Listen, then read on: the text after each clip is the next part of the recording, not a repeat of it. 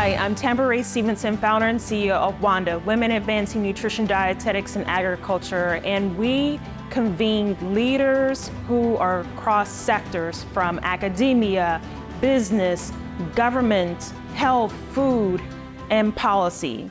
What I gained was just invaluable connections with entrepreneurs, people who are advancing policy in the food as medicine space. And I just learned a lot from those that have really been, boots on the ground and really moving forward this kind of work. Coming out of the White House Conference on Health, Hunger, and Nutrition last year, it's very clear and evident that the time is now for us to continue to invest in the food as medicine space.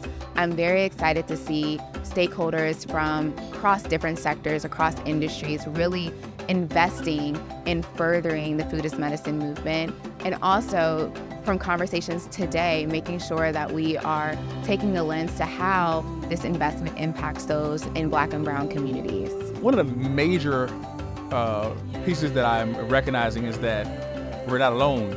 Unfortunately, when I go into a lot of different rooms that I have a seat at the table, I don't see a lot of people who look like me, but I'm realizing that we're spread out, but there's a lot of us. And it's exciting to actually see all of these amazing people talk about and have actually knowledge and background in this space of food as medicine, health, equity, and with Tamara leading this race with WANDA, I just think it's a phenomenal job that she's doing. And I've just learned so much that these people really have a true, not just knack for it, but a passion as we try to change lives one taste bud at a time. Food as medicine is the use of something that we do every day, 3 times a day, to help us feel emotionally, physically, and mentally better. And it presents an opportunity to help support communities that don't always have access to healthy foods or access to health care. Everybody knows that we want more healthy food. How do we it's where you feel that sense of urgency around it to act on it? That's where the push is needed. There's a publication that has talked about food as medicine, so we often think about it as medically tailored meals or produce prescriptions, but I like to think of food as medicine as more broadly and thinking about the public policies that need to be implemented in order to really impact broader public health change and to really focus on prevention as opposed to the treatment of diseases. But food as medicine can range from the clinical setting all the way down to programs in the community. We can't subscribe to everyone's diet. We need to be eating our heritage foods, and I believe that they are medicinal and they actually help us to be at our optimal health. So to me, that's what food as medicine means. Also, I have a personal story, well, several of them, and one hidden close to home was my father was diagnosed with cancer. He was given the prognosis 6 months to a year to live, but he surpassed that by 18 years. We are a proud supporter of this food as medicine movement in the Black community. Why are we a proud supporter? Because we recognize the power of food as medicine. And to really be able to address food as medicine, we have to understand what it is. The way we define food as medicine is that these are strategies or interventions that work alongside healthcare, giving access to high quality foods to either prevent, manage, or treat disease.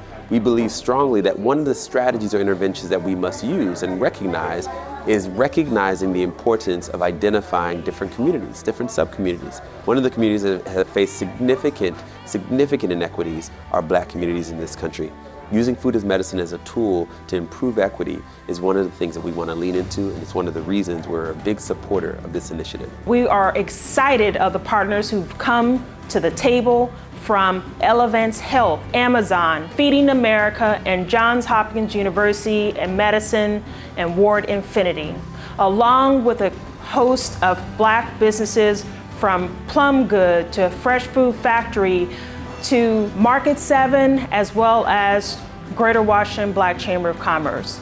Others should join this movement because, number one, it's absolutely necessary. I feel like it's a requirement. If you are a person of color, if you are someone who has experienced food hunger, food insecurity, we all need to be uplifting that. We are in a country where no one should go hungry. So when we talk about food education, food insecurity, when we talk about food as medicine, everyone should be involved in that kind of conversation. I don't think anyone should be excluded. And so when we utilize food as medicine, we can heal from within things like diabetes, heart disease, issues that can be solved in part or altogether through the change of diet. We are seeing a lot of issues regarding the access to food, and so joining this movement really saves lives across the country, particularly in communities of color that are really, really challenged with food apartheid systems that ultimately keep us in a state of being unhealthy and unable to live long and sustainable lives. There is room for everyone to join the Food is Medicine movement, and really for the Black community to take ownership of our health, of our economics, of our wealth, and really the future that we're setting for our children and for our next generations. And what Ms. Tambra has started is really the right thing at the right time. Food as medicine needs to be a preventive approach for good health. We want you to join in this movement of seeing that our food is the medicine that our community needs. And so if you're interested, contact us at hello@iamwanda.org. We may be planting the seed, but we need you to help water that seed so others can come and eat at the table and heal their meals one at a time.